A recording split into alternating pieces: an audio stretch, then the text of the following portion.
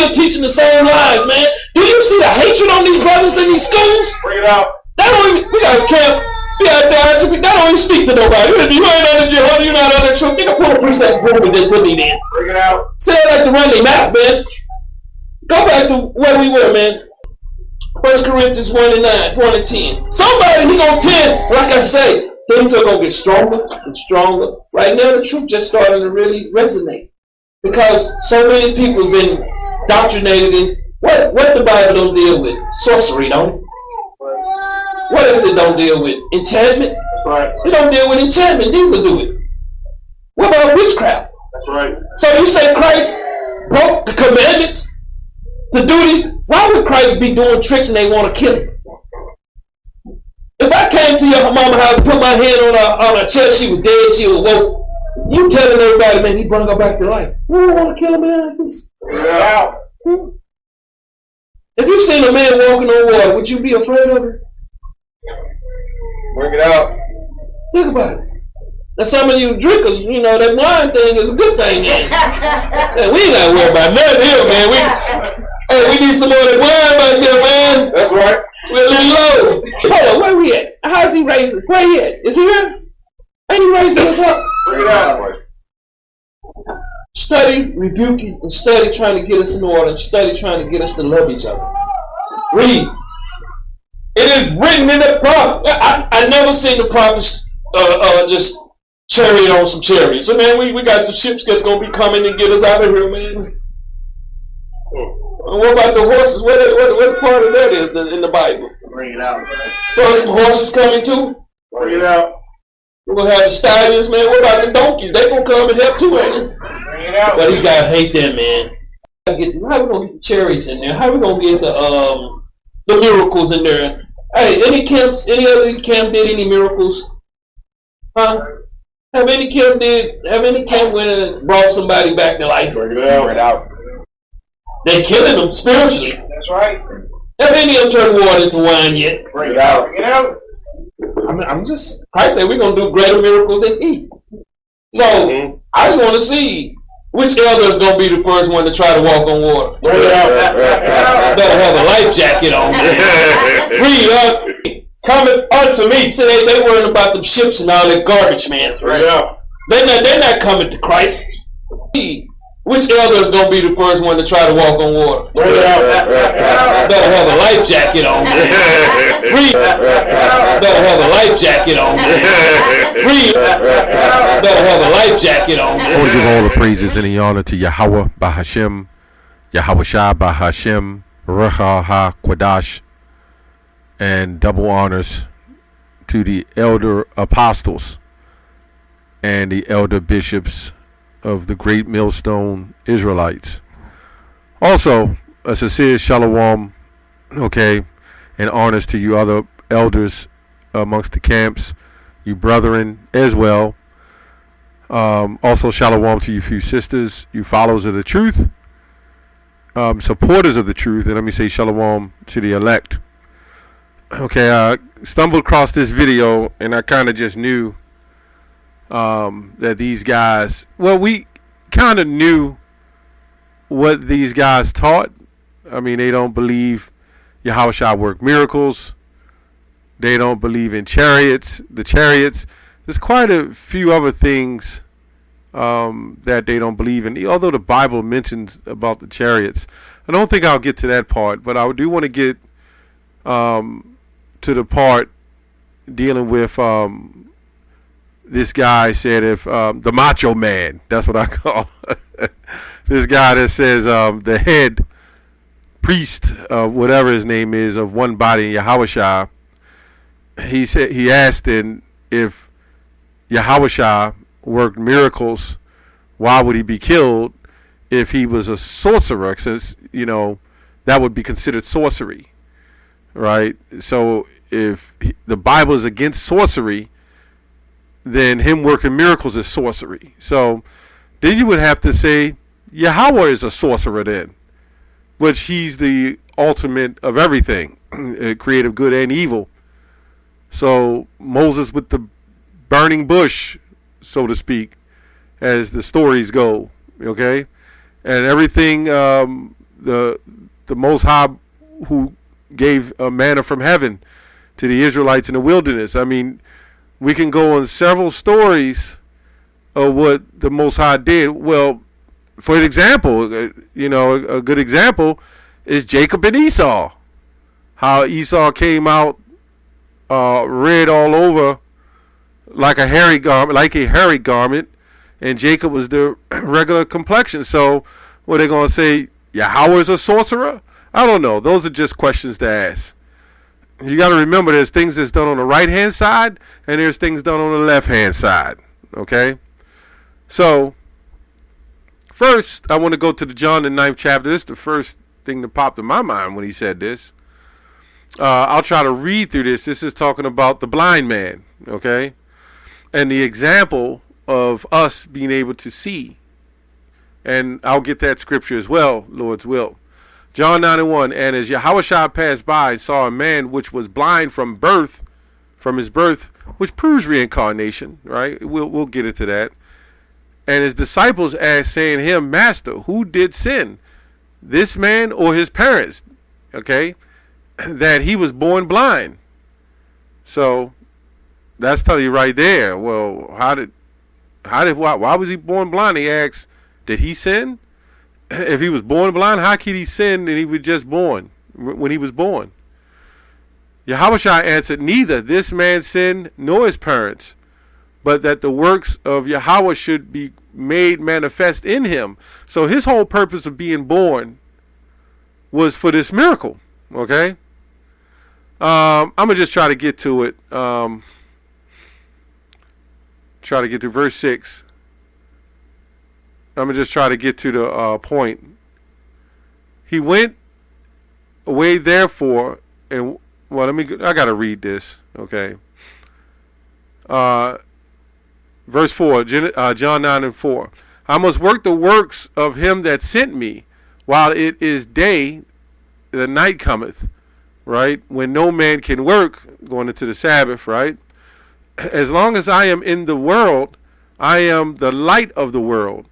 When he had thus spoken, he spat on the ground and made clay of the spittle, and he anointed his eyes of the blind man, right, with the clay. He said, go unto him, go wash in the pool of Siloam, which is the interpretation sent. He went his way therefore, and washed and came seeing. The neighbors therefore, and they which were before had seen him, that he was blind, said, is not this he that sat and begged? Some said, this is he. Others said, he is like him. But he said, I am he. So it goes on to say, therefore saith they unto him, how were thine eyes open? He answered and said, a man that is called YAHAWASHI made clay, anointed mine eyes, and said unto me, go to the pool of Siloam, right, and wash. And I went and washed, and I received sight. Then said they unto him, where is he? He said, I know not. So when you go in the story, you had to read the whole John the 9th chapter. Okay, this whole 9th chapter.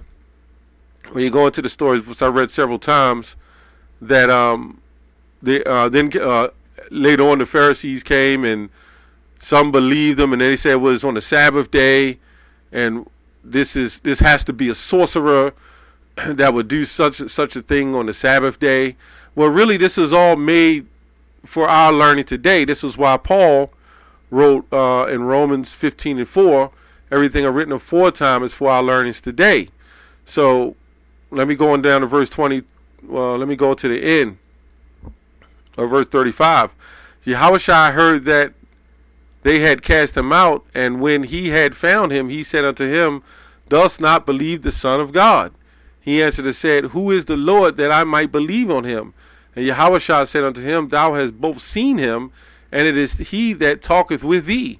And he said, Lord, I believe and worship him.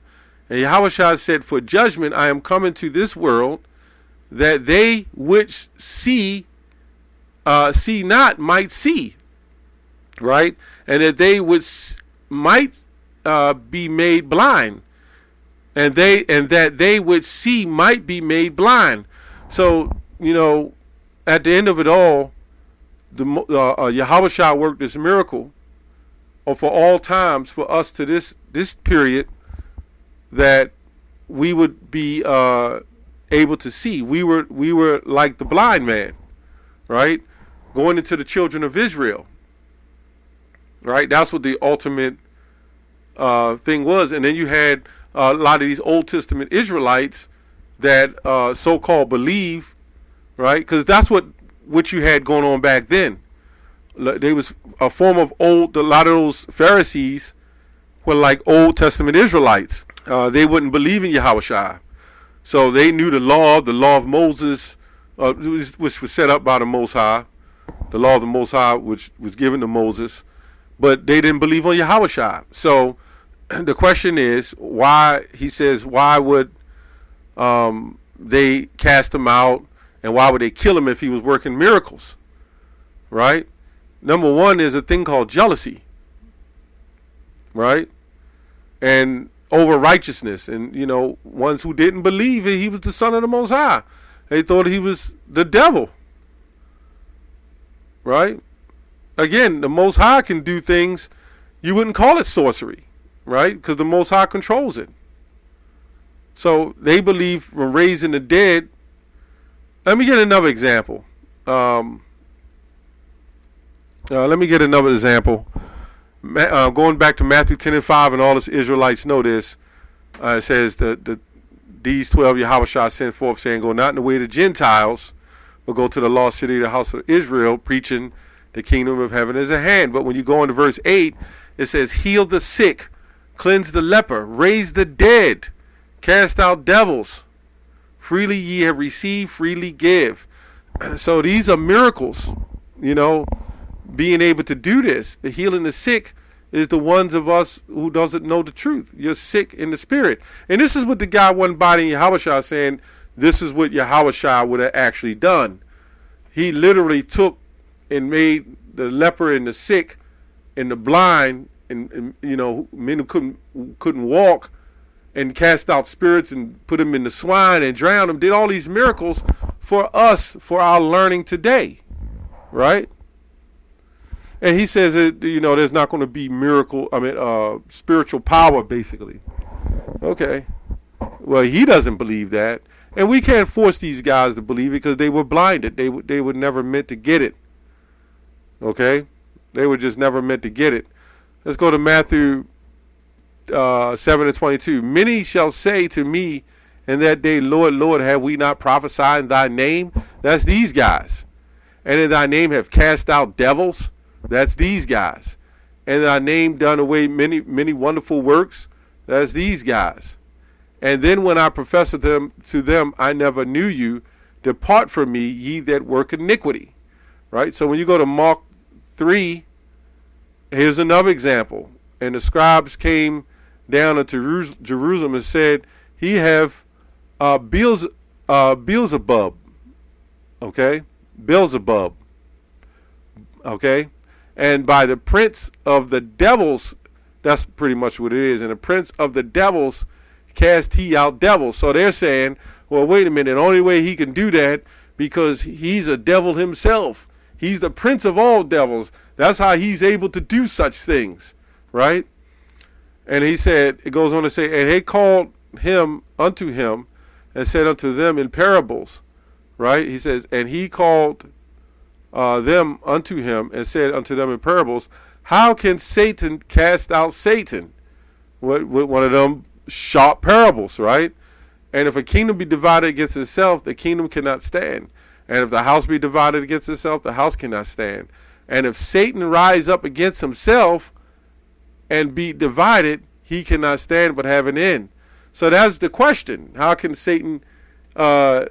Satan be able to cast out Satan?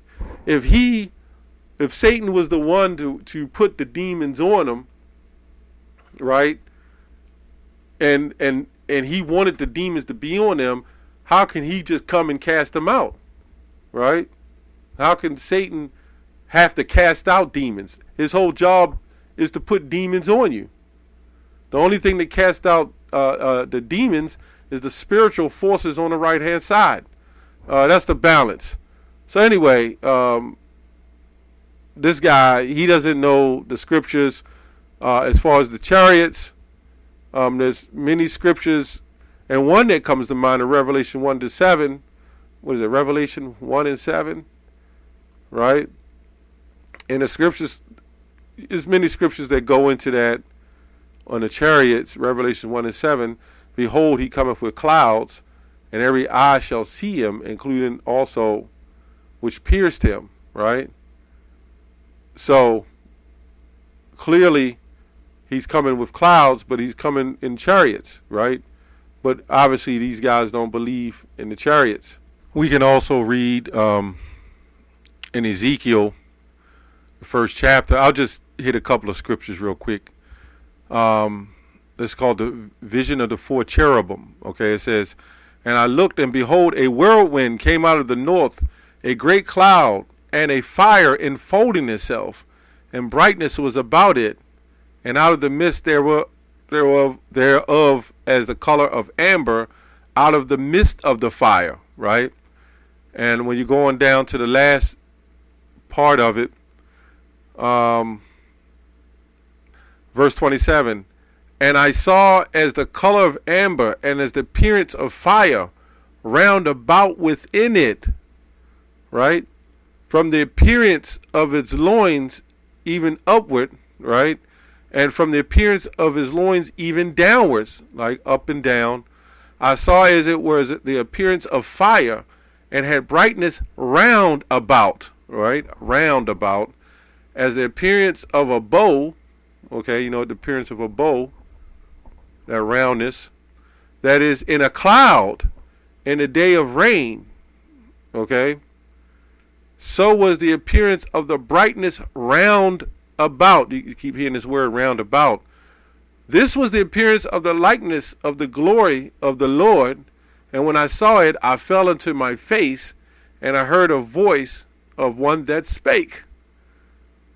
Anyway, that's all I have on that. Shalom.